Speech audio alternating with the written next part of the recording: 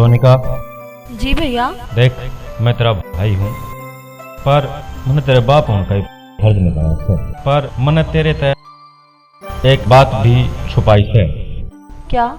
मैंने बचपन में तेरा ब्याह कर दिया था। नहीं। वो आज तने लेन आन लग रहा है। भैया, मैं बच्ची नहीं रही हूँ, अब मैं बड़ी हो गई हूँ। बस, जो मेरा आखिरी फैसला है।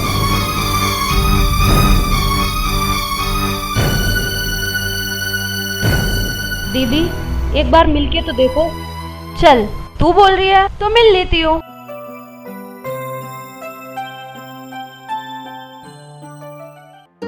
नमस्ते जी, मेरा नाम ऋषि है। बाबा। ना, मेरा नाम है ऋषि। हाँ बोलो। कबूतरी जी, मैं आपको लेने आया हूँ। कबूतरी? डोंट कॉल मी कबूतरी। सोनिका सिंह। सोनिका सिंह नाम है मेरा। अच्छा, शहर में नाम भी बदल लिया। हम आपके लिए पानी लेके आते हैं जीजा जी। हाँ जी, ले आओ।